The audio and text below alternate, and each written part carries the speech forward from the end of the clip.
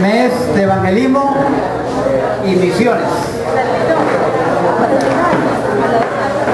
Hemos ya venido hablando acerca de la necesidad de ser discípulos, acerca de la necesidad de ser obedientes al Espíritu Santo para predicar la palabra de Dios, como el caso de Felipe, que fue narrado la semana pasada. Y hoy quiero comenzar contándoles una pequeña historia personal que sucedió hace unos cuantos días, por lo menos unos 30 años, cuando estudiaba en Armenia. Dios nos dio la oportunidad de estar allá estudiando de acá de la costa, 5 muchachos y había uno casado, y estuvimos en Armenia. Y cuando veníamos en el tiempo de vacaciones, había que hacer un recorrido de Armenia a la Dorada Caldas, con el fin de llegar a una estación que se llamaba la Estación México, para tomar allí el tren. El tren no salía todos los días, sino que salía 2 veces por semana. Expreso del Sol, o otros le llamaban el tren de palito. Y en una de esas experiencias de final de año, con la maleta, con la caja de libros que uno iba reuniendo allá durante ese tiempo, salimos en la noche de Armenia para llegar a la Dorada Caldas, y en la madrugada nos sorprendió un derrumbe en un páramo que se llama el Páramo de las Letras. En ese páramo no se podía el bus pasar, la niebla era bastante fuerte, el derrumbe, y tuvimos que esperar hasta la madrugada para hacer el transbordo con maletas, con la caja. La pareja del pastor Gebet y su esposa Olga tenían una niña, o sea, ayudarles en todo ese proceso de atravesar por lo menos unos 4 o 5 kilómetros donde teníamos que hacer el cambio de bus. En la madrugada yo quise, en un arroyo que había allí, tomar agua, y me quemé la mano de esa agua bien fría, de la montaña de ese páramo. Logramos llegar a la Estación México. Cuando llegamos ya el tren había salido y nos tocó viajar en un tren 2 días después, en un tren que era el tren de carga, y nos tuvimos que ofrecer para ayudar en cada estación a bajar madera, a bajar cajas de cerveza, de gaseosa, para podernos, porque también los recursos se nos habían agotado en todo ese. Y llegamos a un lugar que se llama Barrancabermeja, y experimentamos allí una situación bastante difícil, sin dinero y con un calor intenso. Con un calor intenso allí en la estación que estaba cerca de allí, donde había unos campos petroleros. Nos robaron una maleta, y fue todo eso, era como para una película. Allí en un desierto, en una situación infernal, tremenda, allí en Barrancabermeja. Y era algo muy tremendo, pero teníamos la esperanza de poder salir de allí.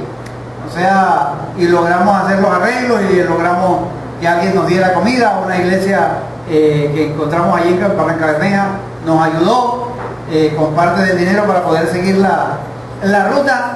Pero tuvimos esa experiencia tremenda, o sea, vivimos como en un infierno.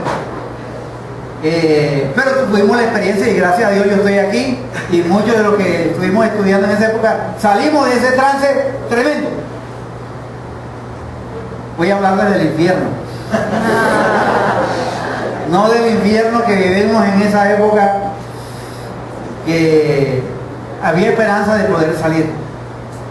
Quiero hablarles, y es una motivación, parece contradictorio, hablar del infierno como una motivación no suena así como no hay como mucha relación, pero la Biblia nos da mucha información acerca del infierno. A veces decimos, pasé por un infierno. Mi vida es un infierno, la casa es un infierno. A veces no la tomamos en el sentido literal, como realmente es, porque el término infierno es un término descriptivo de la experiencia humana más espantosa. Yo creo que ninguna experiencia humana, por muy difícil que sea, puede compararse con la del infierno, según lo describe la Biblia. Si tratamos de imaginar el sufrimiento que hay aquí ahora, nuestra imaginación todavía no alcanza a la realidad espantosa del infierno.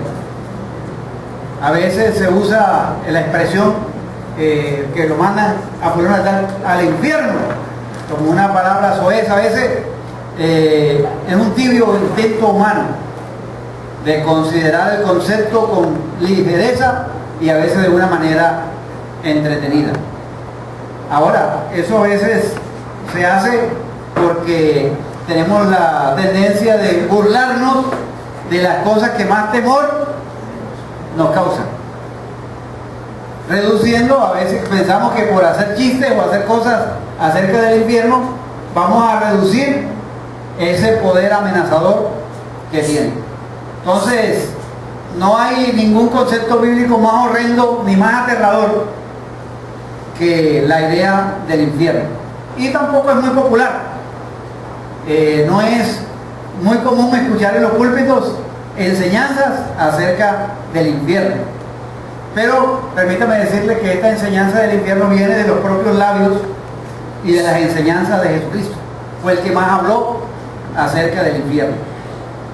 Casi toda la enseñanza bíblica sobre el infierno nos viene de los labios de Jesús, y es donde se pone la lealtad, a prueba la lealtad del cristiano en cuanto a las enseñanzas de Cristo, porque a veces podemos enseñar muchas enseñanzas de Cristo, pero eludimos la enseñanza sobre el infierno.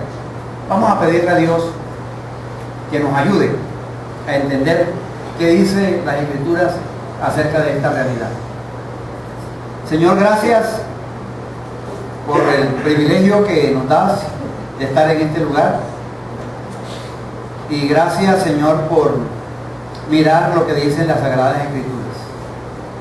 Te pedimos en el nombre de Jesús que tú nos ayudes a mirar y esto produzca en cada uno de nosotros una pasión por hablarle a otros que, si no se arrepienten, si no ponen la fe en el Señor Jesucristo, irán a ese lugar que tú describes como el infierno.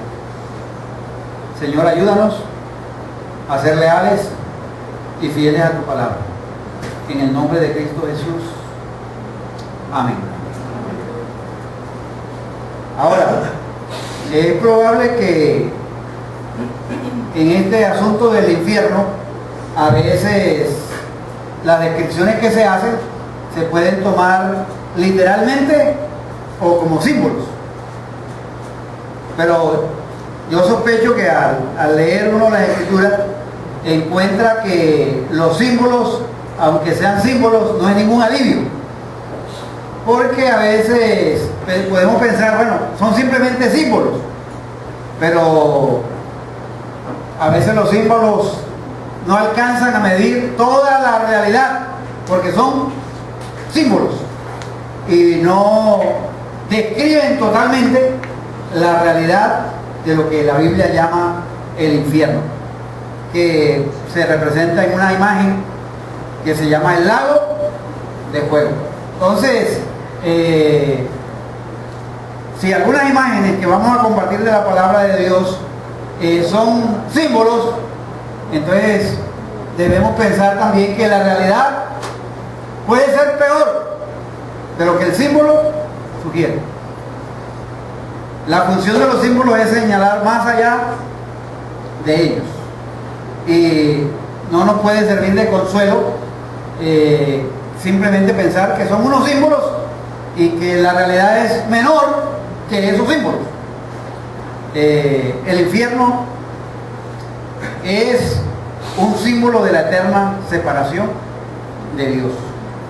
¿Y por qué tenemos que comprender esa realidad del infierno. Esto es crucial para poder apreciar la obra de Cristo, lo que hizo Jesucristo por nosotros.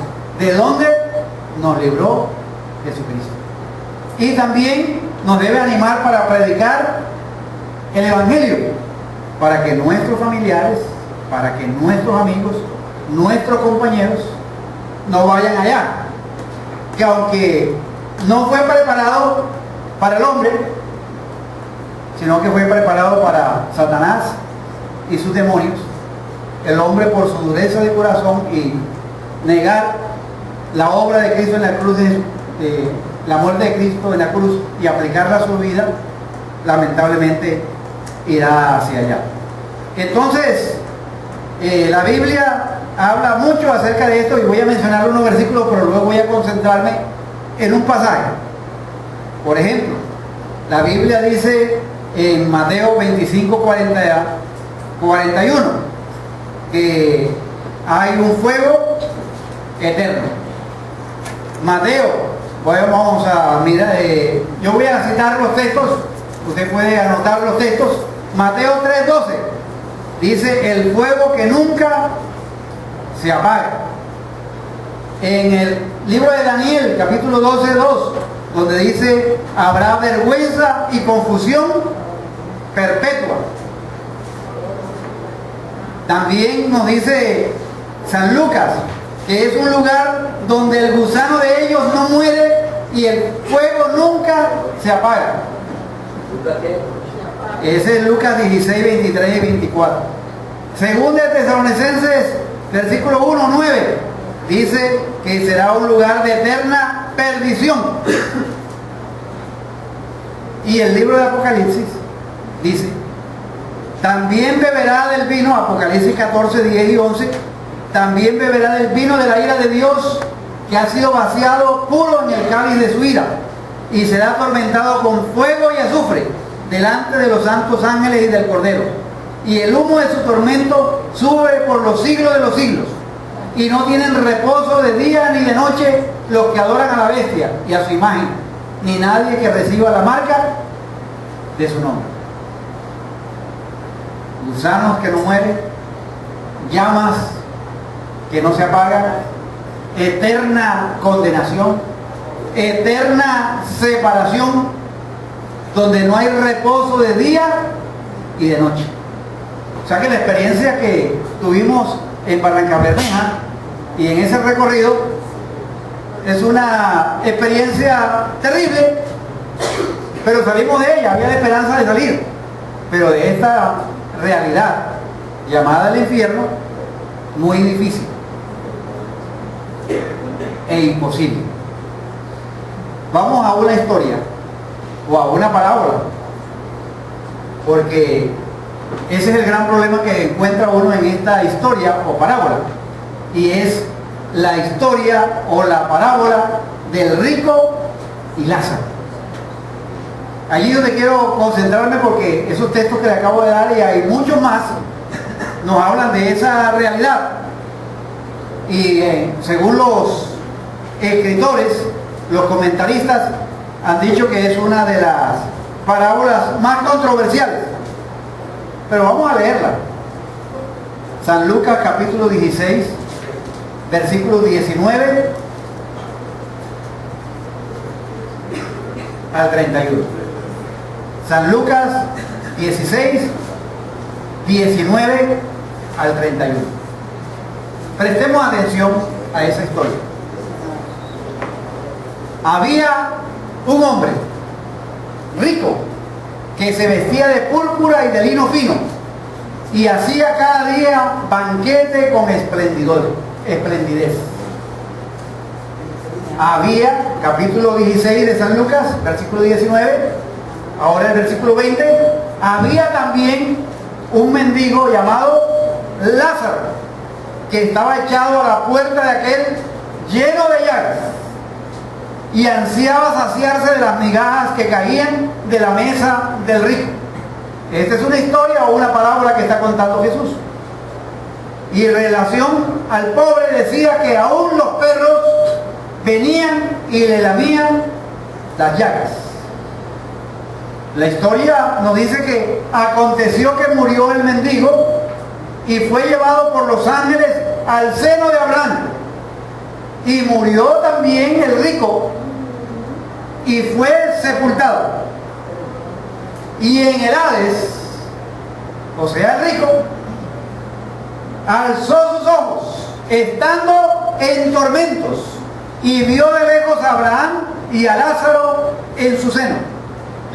Entonces él, dando voces, dijo: Padre Abraham, ten misericordia de mí, y envía a Lázaro para que moje la punta de su dedo en agua y refresque mi lengua, porque estoy atormentado en esta llama.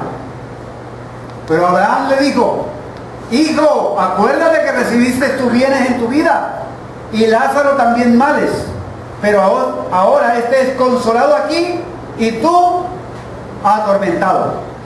Además de esto, una gran cima, con S, no con C, cima con S, está puesta entre nosotros y vosotros, de manera que los que quisieron pasar de aquí a vosotros no pueden, ni de allá pasar acá. Entonces le dijo: Te ruego pues, Padre, que le envíes a la casa de mi padre, porque tengo 5 hermanos, para que les testifique, a fin de que no vengan también ellos a este lugar de tormento. Abraham le dijo: A Moisés y a los profetas tienen, óiganlos. Entonces dijo: No, padre Abraham, pero si alguno fuere a ellos de entre los muertos, se arrepentirán. Mas Abraham le dijo: Si no oyen a Moisés y a los profetas, tampoco se persuadirán, aunque alguno se levantare de los muertos. ¿Había leído usted esa historia antes?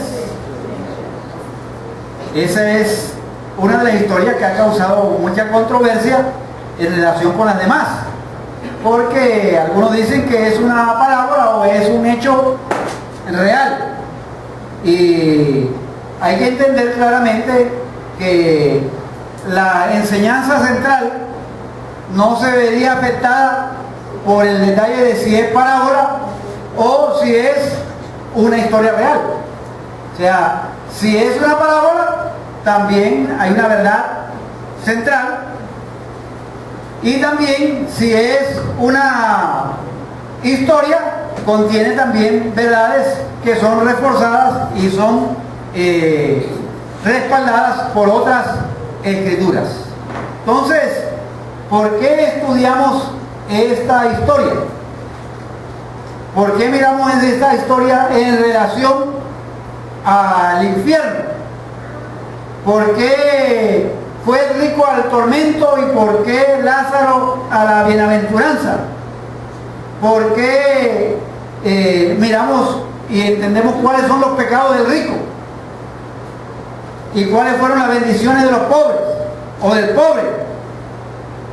Hay la oportunidad de que el rico pudiera tener un cambio, un arrepentimiento allá en el lugar de tormento, o también el pobre Lázaro podía tener la decisión y la facultad de salir de allá y venir y anunciar el evangelio para que otras personas se arrepientan. Asuntos como esos vamos a mirar brevemente para que podamos tener un entendimiento acerca de esta historia. Esta historia, permítame decirles que está rodeada de parábolas. Las que le preceden son parábolas, y algunos dicen que no es una parábola porque dice: es cierto hombre rico, y comienza así la historia. Pero otras parábolas comienzan también de esa manera, sin decir que es una esta no es una parábola. Entonces, por ejemplo, en la parábola del siervo implacable, la de los 2 hijos, la de los labradores maldados, la de la boda del hijo del rey, del rico insensato, la gran cena, las minas, era también una manera usual de comenzar una parábola. ¿Y qué era una parábola? Una parábola es un ejemplo terrenal para poder enseñar una verdad espiritual. O sea, ejemplos comunes de la vida diaria para que el ser humano pudiera entender las cosas espirituales. Porque Jesús a veces hablaba las cosas espirituales y no las entendía. Entonces usaba ejemplos de la vida terrenal para que pudiesen tener entendimiento de las verdades espirituales. Ahora, esta historia de Lázaro o parábola tiene un ingrediente adicional diferente a las otras parábolas. Es que a uno de los personajes se le da un nombre. En las otras parábolas no se le da a ningún personaje nombre. Y aquí hay un nombre que se le da a Lázaro. Se le pone el nombre de Lázaro. Y entonces dice, bueno, mire, vea, que por eso es que era una historia. Porque había un hombre que se llamaba Lázaro. Lázaro quiere decir ayudado de Dios, o también algunos lo traducen Dios ha ayudado. Ahora, el detalle de que tenga nombre indica por un lado el nombre de Lázaro, que era alguien que tenía temor de Dios, que creía en Dios, que conocía a Dios a la luz del Antiguo Testamento. Pero también la misma historia hacía necesario que tuviese un nombre, porque en la historia se da un diálogo entre el rico y ese personaje. Entonces se necesita un nombre, porque me imagino que en el seno de Abraham habían otras personas, entonces para poder distinguir, y era alguien bien conocido para el rico, la persona de Lázaro, entonces tenía que tener un nombre para poderlo llamar por su nombre. No era poder decir, hey tú, el que vivía allá en la casa que yo tenía ahí, que se la pasaba comiendo y que los perros estaban lamiendo entre las llagas. No, la historia requería de que se tuviese un nombre para poder dirigirse a él. Ahora, esta historia o esta narración contiene en sí misma mucha riqueza en cuanto a lo que tiene que ver el resultado de las decisiones que tomamos mientras estamos aquí en la tierra. Decisiones que tienen trascendencia para el futuro. Ahora, no es simplemente una ilustración, sino que presenta la relación entre el presente mundo y nuestras acciones en él y el mundo invisible y eterno. Ese es el propósito central. Enseñar que hay una relación entre la vida que vivimos en el presente y también en el mundo visible y eterno. Y que las decisiones que tomamos aquí tienen repercusión para eso. Por eso es que Jesús decía que hay que hacer tesoros en el cielo. Que hay que hacer tesoros en el cielo, porque aquí en la tierra los tesoros nuestros se los roban, los tesoros nuestros se llenan ¿de qué? De polilla. Dice en una versión, almacena tus tesoros en el cielo, donde las polillas y el óxido no pueden destruir y los ladrones no entran a robar. Y agrega Jesús una frase muy significativa, porque donde está tu tesoro, allí también estarán los deseos de tu corazón. Entonces, lo importante que es tener en cuenta esa realidad, tener en cuenta esa realidad de que esta historia o parábola presenta la relación entre el presente mundo y nuestras acciones en él y el mundo invisible y eterno. Ahora, si esto fuera un caso real, como algunos tratan de decir, es que habían 5 hermanos. Habían 5 hermanos allí que el rico quería que vinieran a testificar. Y probablemente algunos en la comunidad le conocían, si fuese una historia. Yo apunto más a que es una parábola, pero basado en una historia que se dio en esos tiempos y que Jesús la usó para ilustrar esa realidad. Ahora, hay que entender también que a quién estaba dirigida esta historia, a quién estaba siendo contada en esos momentos. Y hay que entender también que las personas que estaban alrededor tenían ciertas apreciaciones y tenían ciertos conceptos acerca de la vida futura y de la vida presente. Ahora, la experiencia de las personas que estaban allí, estaban los fariseos, por ejemplo, en Lucas capítulo 6, versículo 1, cuando está comenzando a narrar las parábolas, mire lo que dice Jesús. Aconteció en un día de reposo que pasando Jesús por los sembrados, sus discípulos arrancaban espigas y comían restregándolas con las manos. También dice que, y algunos de los fariseos le dijeron, estaban los discípulos, estaban los fariseos, cuando habla acerca de la parábola del hijo pródigo, también estaban allí los fariseos. Capítulo 15, versículo 1. Se acercaban a Jesús todos los publicanos y pecadores para oírle. Entonces no solamente estaban los fariseos, los discípulos, sino que estaban las personas publicanos y pecadores. Y había entre los fariseos que no querían que los publicanos ni los pecadores se acercaran a Jesús.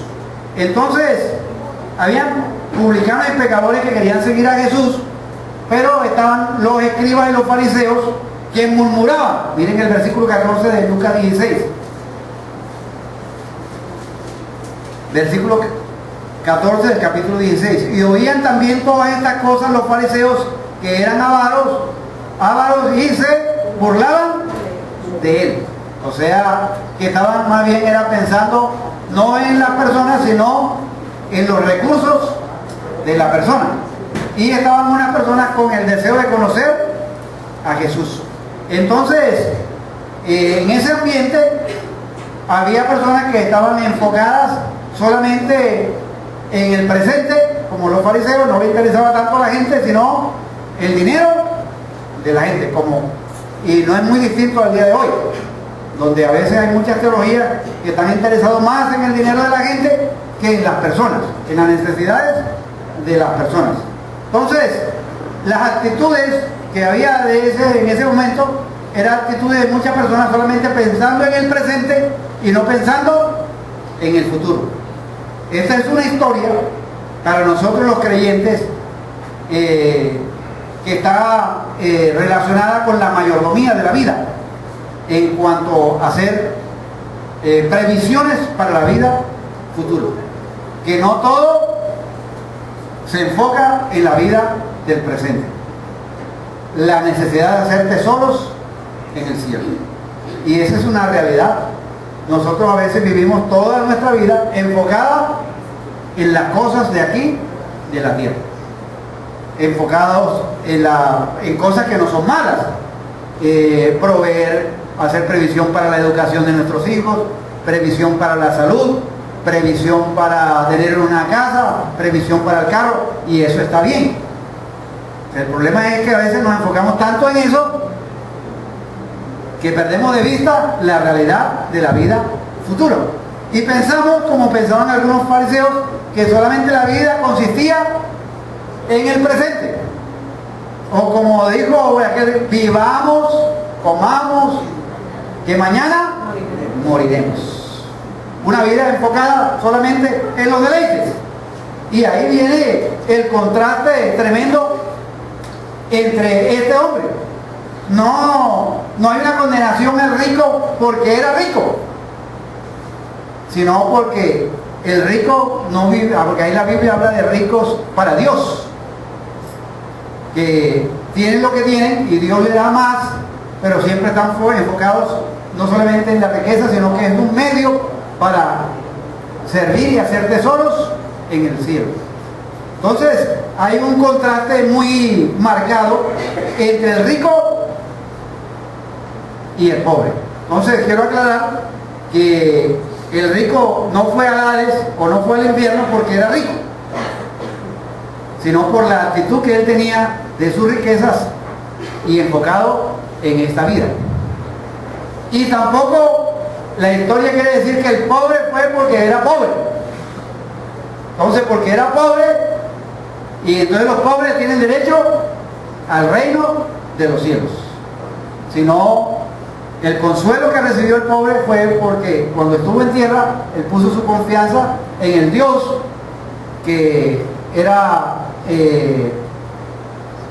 realidad a través del Antiguo Testamento, y que todos los que creían en Dios iban a donde Abraham, porque Abraham era el padre de la fe, y por eso la expresión de al seno de Abraham. Entonces esta historia muestra unos contrastes muy interesantes, porque por ejemplo la parábola que está por allí cerca, que es la parábola del mayordomo infiel, es como el telón de fondo para esas parábolas donde muchos publicanos y pecadores llegan al Señor. Están sus propios apóstoles, discípulos, están los escribas, los fariseos, y empiezan a murmurar contra Jesús. Entonces Jesús les cuenta esa historia. A esos que estaban murmurando, a esos que estaban enfocándose en que, bueno, Jesús, ¿por qué recibe a los pecadores? ¿Por qué recibe a esta gente?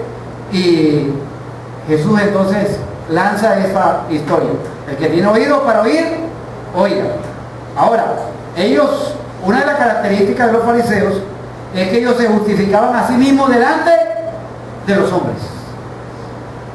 Y hacían cosas y aparentaban muchas cosas. Pero Dios conocía sus corazones. Y lo que los hombres tienen por sublime delante de Dios es abominación. Ahora, había unos pecados muy claros en estas personas que estaban allí, que tenían que ver con el pecado de la concupiscencia, la codicia y el orgullo, la vanagloria de la vida, el deseo de los ojos, la altivez, que estaban enfocados allí. Ahora, muchos de ellos estaban rehusando creer y responder al mensaje del reino de Dios. El mensaje que Jesús venía trayendo de que el reino de Dios estaba cerca. Entonces, esta historia que nos marca unos contrastes muy interesantes, nos muestra una realidad. Y es la realidad de que nosotros debemos vivir vidas enfocadas no solamente en el presente, sino unas vidas enfocadas en el futuro.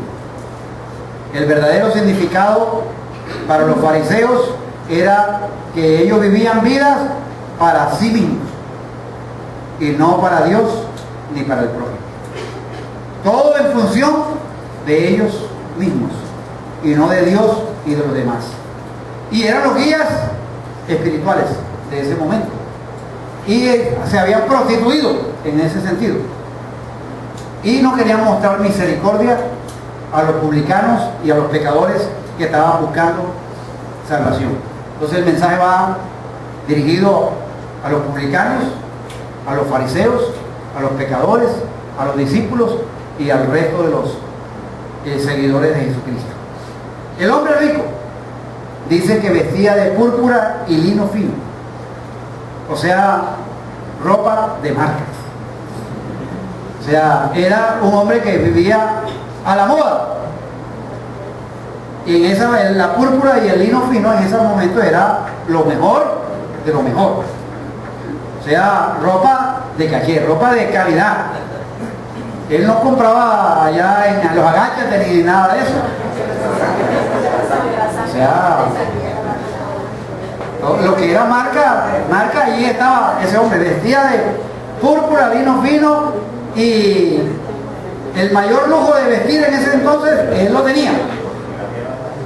Hacía banquetes cada día y lo hacía con esplendidez. O sea, vivía en alegría y esplendor cada día. Su enfoque de la vida era la buena ropa, la buena comida y la fiesta, la diversión, con esplendidez. Este rico no se presenta como un hombre deshonesto, no se presenta como un borracho, pero tampoco hay nada de pecaminoso en usar la ropa de moda en ese entonces, de la púrpura, el lino fino. Tampoco hay algo de malo en hacer banquete. El problema es que este hombre se entregaba a banqueteos diarios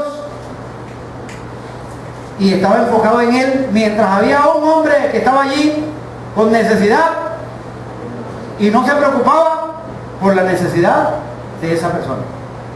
El enfoque de él estaba enfocado en sí mismo.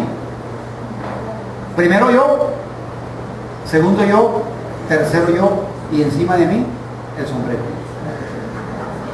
Y es la vida de muchas personas. Se enfoca. No por el sombrero. Este rico. Es interesante que la historia muestra los dos cuadros opuestos. O alguien dijo que eran dos cuadros extremos, del lujo y de la pobreza. Mientras estaba allí, en ese lugar, que él lo podía ver diariamente, un hombre que no solamente era pobre, sino que estaba enfermo y ansiaba saciarse de las migajas que caían de la mesa de esos banquetes. Es interesante que en la cultura oriental, en la servilleta que usaban, no había la servilleta que nosotros usamos hoy en día, la servilleta era el pan. Se lavaban, se limpiaban la mano con el pan. Esas eran las servilletas. Entonces, ansiaba ese pobre comer de las migajas que caían de esa servilleta, de ese pan que de las mesas. Y los únicos que tenía por compañía eran ¿quiénes? Los perros. Los perros callejeros que venían y le lamían las llagas. O sea, es un cuadro patético, es un cuadro real. Un hombre que entra todos los días a una mansión con ropa fina a hacer un banquete, pero allí hay un cuadro de un hombre padeciendo hambre, deseando saciarse, con perros callejeros lamiéndole sus heridas, y este hombre rico nada, se enfocaba en él. Uno, el extremo de la opulencia, y el otro el extremo del abandono. Jesús los pone juntos ahí a la entrada. O sea que no, él no podía decir, es que yo no lo vi. Lo conocía, sabía que se llamaba Lázaro, porque allá lo llamó Lázaro. Sabía de la existencia de ese hombre y pasaba por encima y no se preocupaba por la necesidad. Pero eso no lo hacen solamente los ricos, sino a veces nosotros también pasamos por encima de las personas que tenemos a nuestro alrededor. No nos preocupamos porque estamos interesados solamente en nuestros problemas, en nuestras necesidades. Y piense usted, piense. Yo he hecho ese ejercicio. Cuando uno se levanta, los pensamientos que uno tiene durante el día, todo gira alrededor de uno, de nosotros, de lo que yo necesito, de lo que yo quiero, de lo que yo anhelo, de yo. Y cuando el gran mandamiento es amar a Dios sobre todas las cosas y amar a tu prójimo como a ti mismo.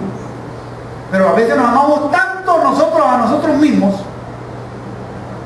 que pensamos que nosotros somos el prójimo que pensamos que nosotros somos Dios y nos olvidamos de los demás.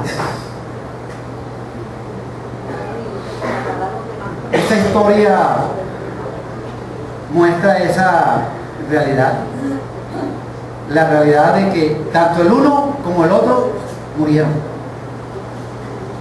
Pero es curioso que Jesús señala en la historia que el uno es recibido por los ángeles. Tiene una corte que le recibe de ángeles. El otro dice que simplemente fue sepultado. Posiblemente en esta vida tuvo un funeral esplendoroso, hermoso, con todas las de la ley, un cofre, un ataúd, lo mejor. Pero este que murió tuvo un recibimiento de ángeles, un recibimiento tremendo, de un victorioso, de alguien que llega ya a la presencia de Dios. Los ángeles, dice la Biblia, que son espíritus ministradores, que son enviados para servicio y a favor de los herederos de la salvación. Es por eso que cuando un pecador se arrepiente, dice que hay fiesta en los cielos. Los ángeles se alegran cuando alguien se convierte en Jesucristo. Hay una gran fiesta. Y cuando el cristiano muere y llega allá, están listos para recibirles. Hay una fiesta tremenda. Pero el uno muere y es recibido por los ángeles. El otro es sepultado. Y luego está el cuadro allí del rico en el Hades, viendo de lejos allá a Abraham y a Lázaro, sosteniendo una conversación. Y esa historia o parábola real es donde el Hades significa literalmente lugar de los muertos, y donde dice que el rico estaba en tormento y le grita: Padre Abraham, ten misericordia de mí y envía a Lázaro para que moje la punta de su dedo en agua y refresque mi lengua, porque estoy atormentado en esta llama. Usted puede decidir si es una llama literal, y si es un símbolo, de pronto el símbolo, lo que hay detrás del símbolo es peor que la propia llama. Algunos han dicho que el simple hecho de la separación de Dios, eso debe ser horripilante, y que estar separado de Dios allí en el Hades, en el infierno, no es con la esperanza de que puedo salir, sino que eso es eterno y sempiterno. Porque cuando usted está en una experiencia difícil y tiene la oportunidad de salir y sale, o sea, tiene, al menos se aferra a esa esperanza. Pero el saber que estar en ese lugar eterno produce la angustia que este hombre tenía. Ten misericordia de mí. Usted le hubiera dicho: tú tuviste misericordia de Lázaro. Ten misericordia de mí, envía a Lázaro. Primero, para que satisfaga mi necesidad. Mire, está pensando en él. Su dedo en agua refresque mi lengua, porque estoy atormentado en esta llama. Y él pensaba: bueno, si aplica aunque sea una gotica de agua en mis labios, en mi lengua, se me quita parte de este tormento. Pero está clamando por misericordia, y le está clamando a alguien que no le dio misericordia, a quien él no le mostró misericordia. Abraham le recuerda: mira, Lázaro recibió cosas malas y tú recibiste cosas buenas. Tú eres consolado, Lázaro es consolado aquí, tú eres atormentado. Ahora, Lázaro nos recuerda que tenía la confianza en Dios. que la vida de Lázaro estaba en las manos de Dios y ahora estaba recibiendo aquello para lo cual había vivido. El estar, para un buen judío, estar en el seno de Abraham era estar en el paraíso, estar en la gloria de Dios. Hijo, acuérdate. Pero Abraham le dice que eso no es posible. No es posible conceder la petición. ¿A causa de qué? De que hay una cima. Y cima con ese quiere decir un abismo, una profundidad. Se puede ver allá, pero no se puede pasar de aquí a allá porque la profundidad tremenda. Cima con C es hacia arriba. Miren cómo cambia la palabra. Cima con C, o sea, que crea una barrera altura. Cima con S, profundidad, abismo. Hijo, acuérdate, no se puede conceder esa petición. Pero el rico apela a otra petición. Bueno, si esa petición que te acabo de hacer no es posible, envía a la casa de mi padre para que advierta a mis 5 hermanos. Tenía 5 hermanos. Evidentemente, por lo que el pasaje no da detalles, pero es posible que vivía en la misma clase de vida que él vivía, enfocada en él. Quizás sus hermanos también vivían enfocados en ropa lujosa, banquete con esplendidez. O sea, manda a Lázaro para que vaya y les hable, porque yo no quiero que ellos también estén en este lugar de tormento. Yo creo que esa sería la misma realidad de cada uno de nosotros. Nosotros no quisiéramos con nuestros familiares, que nuestros amigos, las personas con las que compartimos, vayan a un lugar de tormento, vayan al infierno. O si quisiéramos nosotros eso, ni al más enemigo que nosotros tenemos le deseamos que vaya allá al infierno, sino que más bien la motivación que Dios nos da es la de compartirles el Evangelio de Jesucristo. Pero miren, algo interesante. A veces uno dice, bueno, si alguien viene del infierno con un mensaje de regreso, o sea, yo le creo. Y hay mucho, por eso hay muchas personas hoy en día que dicen que han estado allá en el infierno, y es probable. Pero eso no es garantía. Eso no es garantía de que el mensajero que venga allá al infierno, la gente le crea. Vas a meter tú con ese cuento ahora que estuviste allá en el infierno. ¿Por qué? Porque quieren seguir en sus propios deleites. Porque quieren seguir enfocados en la vida, en el placer de la vida. Ahora, Abraham le dice de una manera muy categórica: a Moisés y a los profetas tienen, óiganlos. O sea, este rico se presupone en el contexto en que estaba, que era un judío y que tenía a Moisés y los profetas como alguien relevante, como alguien importante. Por eso es que le dice: no, padre Abraham, pero si alguno fuere de ellos entre los muertos, o sea, manda también a Abraham. O ve tú a Abraham, o ve a Moisés, o manda a Elías.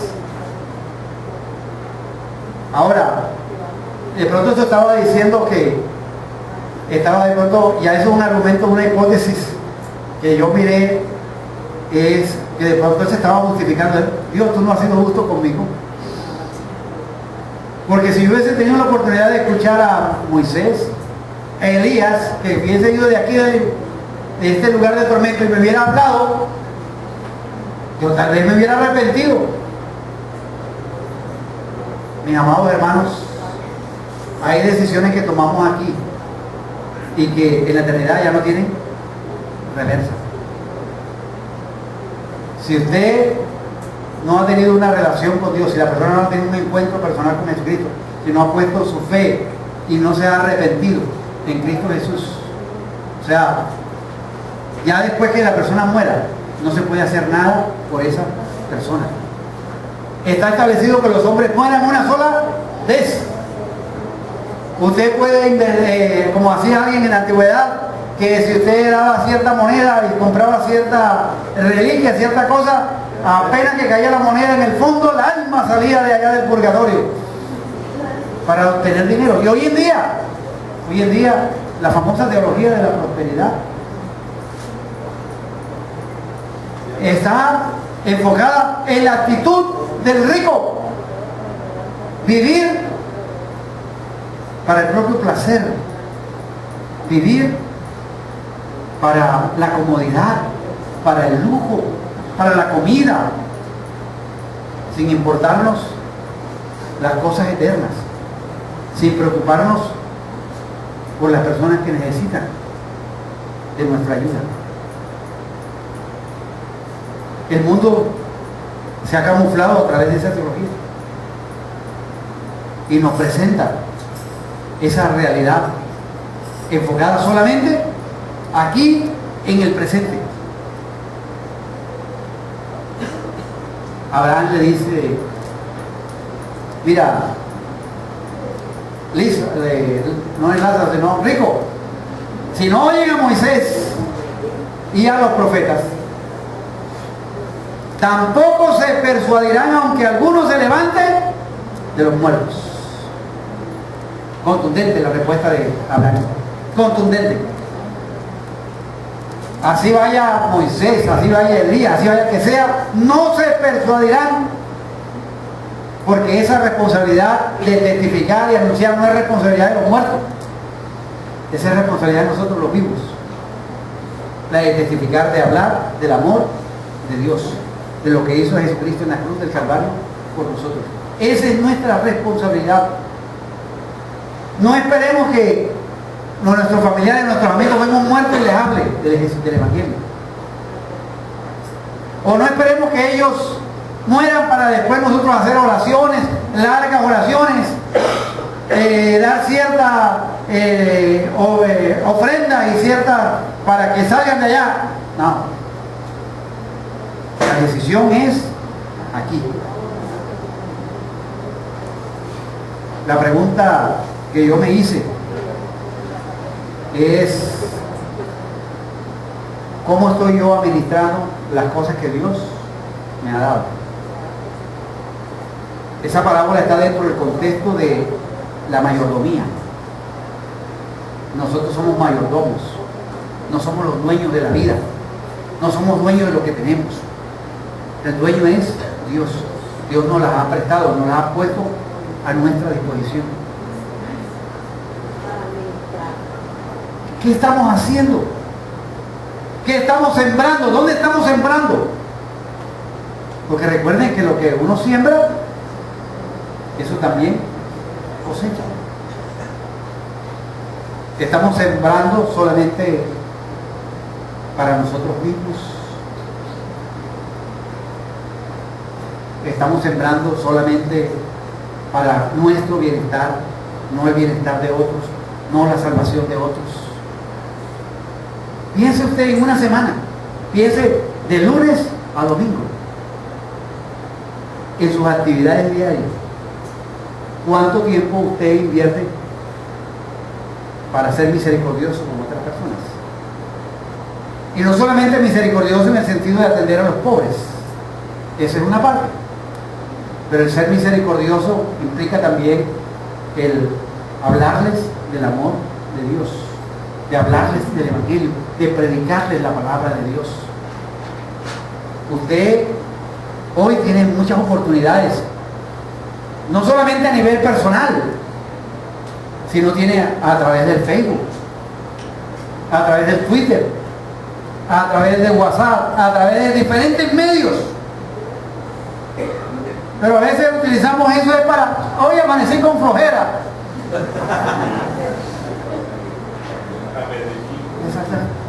Tal cosa, o sea, la foto ahí. O sea, eso está bien, pero estamos dedicando tiempo para compartir mensajes de la palabra de Dios a las personas, ayudándoles a entender su realidad espiritual. Esa es una partecita, pero una parte también la de entablar relaciones con personas que no son creyentes para hablarles del amor de Jesucristo, para que tengan la experiencia que nosotros tenemos. Yo estoy agradecido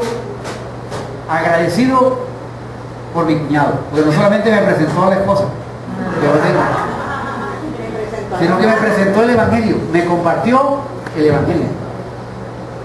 Y duró desde primero bachillerato hasta quinto, compartiéndome el Evangelio, yo resistiendo, pero fue fiel en compartirme el Evangelio. Y estoy agradecido por eso, porque yo estaba muerto en delitos y pecados, y a través de un encuentro con Jesucristo pude tener vida, y vida en abundancia. Y yo quiero que otros también tengan esa vida que yo tengo. Usted quiere que sus familiares, que sus compañeros de trabajo, que sus amigos también experimenten la clase de vida que usted tiene, porque no es agradable usted no decir yo llegué al cielo, qué felicidad, y allá el que se salvó, el que no, allá ellos. Pero ese es nuestro estilo de vida, aunque no lo decimos, es así, enfocado. No, ya yo soy salvo, yo lo que no importa lo demás, sino que la realidad es que Dios me ha puesto aquí en esta tierra para cumplir sus propósitos. Usted y yo hemos sido llamados para cumplir los propósitos de Dios. La enseñanza bíblica acerca del infierno debe movernos a nosotros en varios aspectos. Primero, es verdad que el infierno es un cuadro espantoso de un hombre que fue infiel en su mayordomía aquí en la tierra. La pregunta es, ¿estamos siendo nosotros buenos mayordomos de lo que Dios nos ha dado? Hay un llamado, y es el llamado a ser ricos, pero a ser ricos en Dios. Que lo que Dios nos da, la riqueza que nos da, usarla para nuestro prójimo, para bendecir a otros, para hacer tesoros en el cielo. Por eso la pregunta que no podemos evadirla: ¿qué estamos haciendo con nuestros recursos? ¿Qué estamos haciendo con nuestro tiempo? ¿Con nuestros talentos? ¿Dónde lo estamos invirtiendo? ¿En qué estamos ocupados? La pregunta: ¿cuánto tiempo pasamos en el Facebook?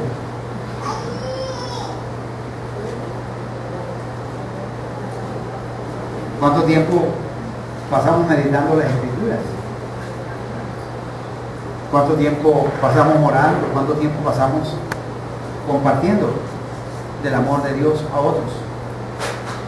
Otras personas que si no se arrepienten, que si no ponen su fe en el Señor Jesucristo, irán a donde estuvo el rico. Y esa no es la voluntad de Dios. Eso no es lo que Dios quiere.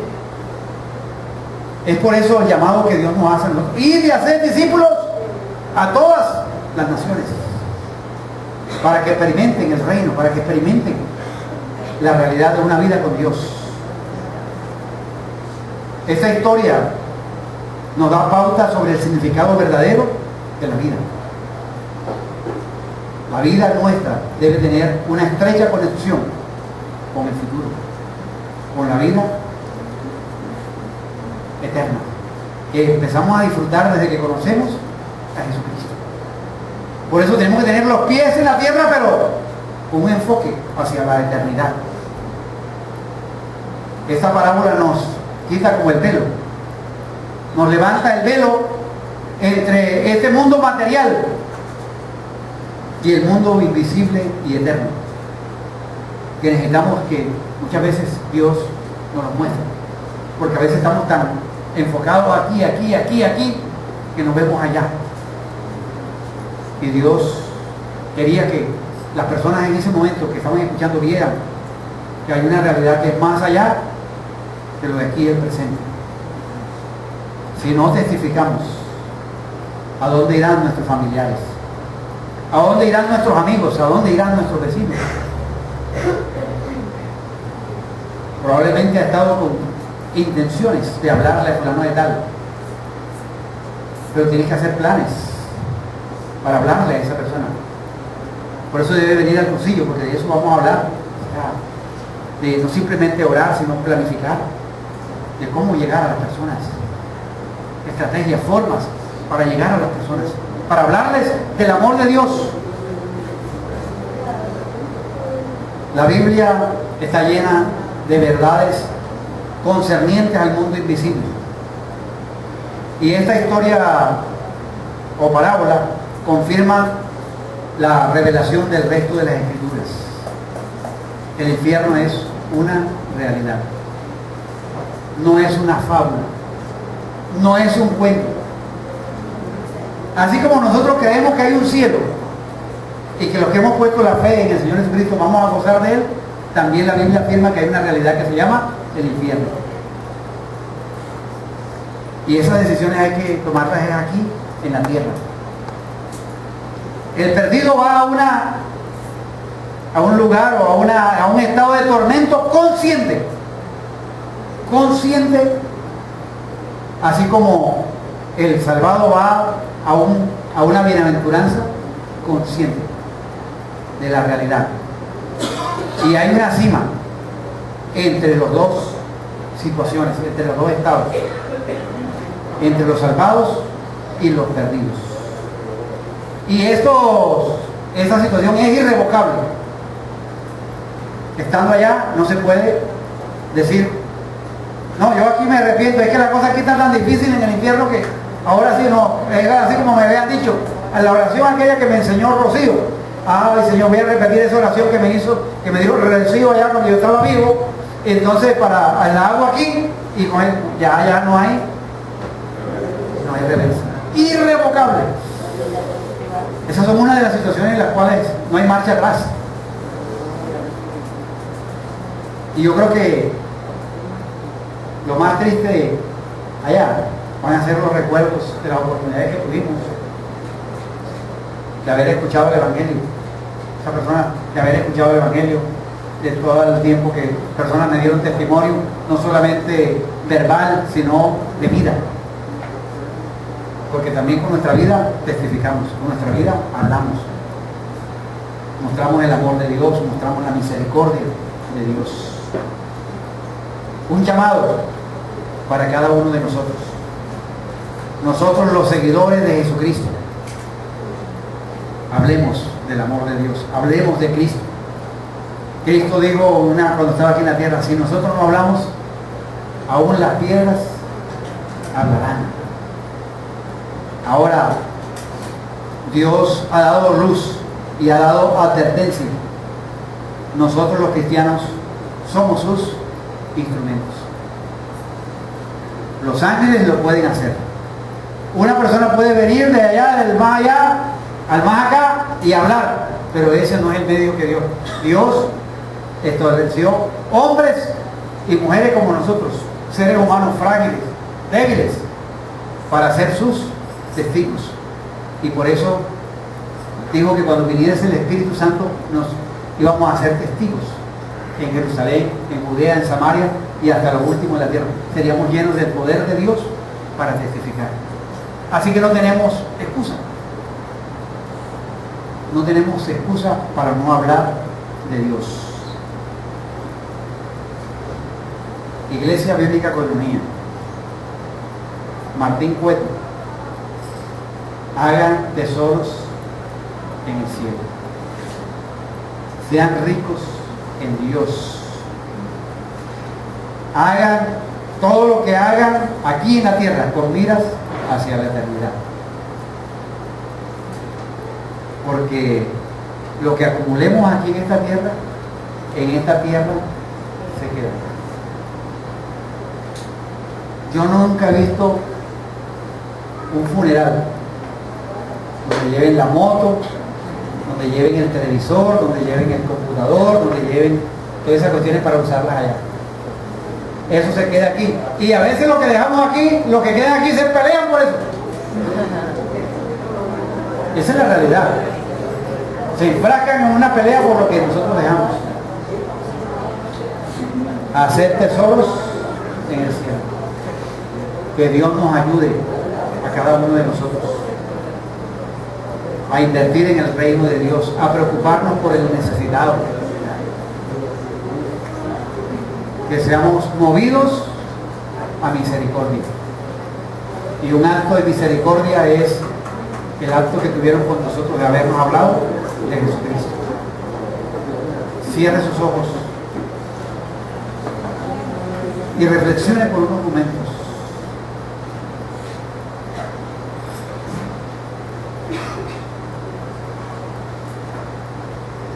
A la luz de lo que Dios le ha dicho, ¿qué decisiones vamos a tomar? Dios nos ha hablado.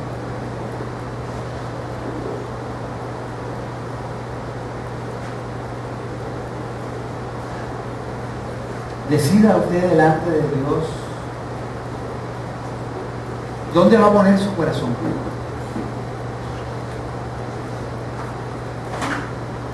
Porque donde está su tesoro, ahí va a estar su corazón.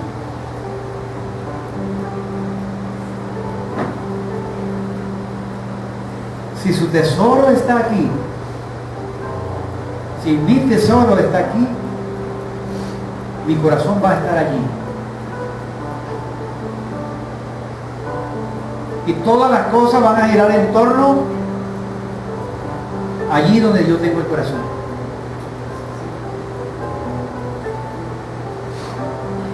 Por eso, pídale perdón a Dios, pidámosle perdón a Dios por lo egoísta que hemos sido.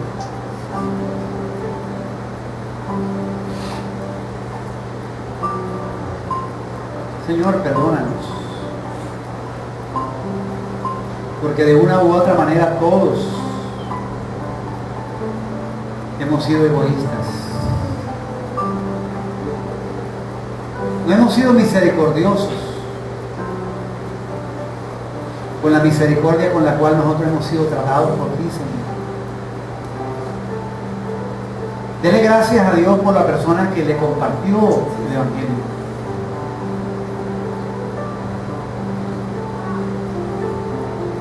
Dele usted gracias a Dios por la oportunidad de haber nacido en un hogar cristiano donde tuvo la oportunidad de escuchar el mensaje de salvación. Dele gracias a Dios por las personas que Dios usó, que sembraron esa semilla en su corazón. Dele gracias a Dios. Y dígale a Dios, Dios,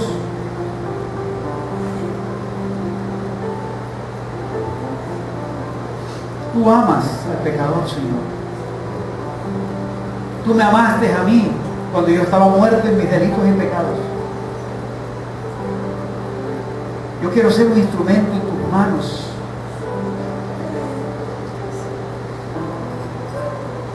Para que muchos vivan para ti, Señor. Señor, para que muchos sean librados de la separación eterna de ti, Señor. Que será lo más cruel, lo más desastroso que le puede suceder a un ser humano. Estar separado de ti, Señor. Señor, mi tarea es hablar y testificar. La tarea de convencer de pecado, de justicia y de juicio es obra del Espíritu Santo. Señor, tú no me has llamado a convencer a la gente. Tú me has llamado a mostrarles quién eres tú y el amor que tú has tenido para con nosotros. La tarea de convencernos es tarea tuya, Señor. úsanos, Señor, como iglesia. No para que la iglesia esté llena,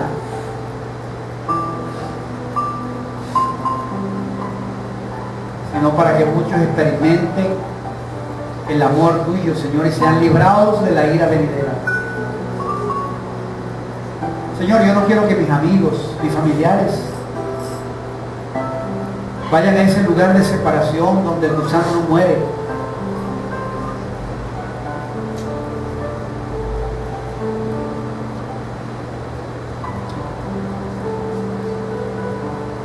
Señor, quiero verles.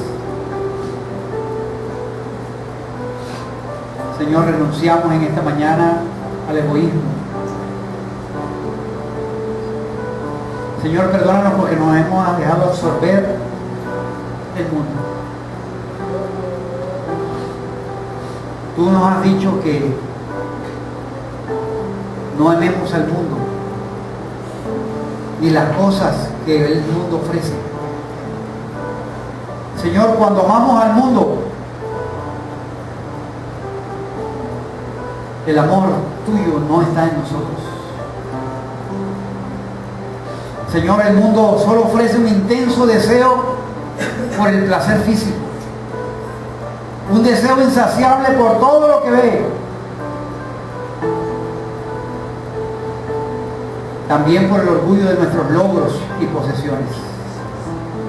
Señor, tu palabra dice que nada de eso proviene de ti, sino que eso viene del mundo.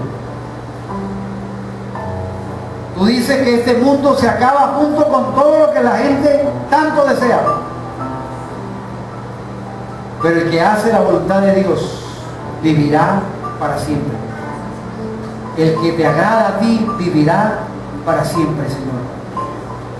Y nosotros queremos vivir para siempre. Y queremos que nuestros amigos, nuestros familiares, también conozcan de lo que hemos recibido de ti. Gracias por tu palabra. Gracias. En el nombre de Jesús. Amén.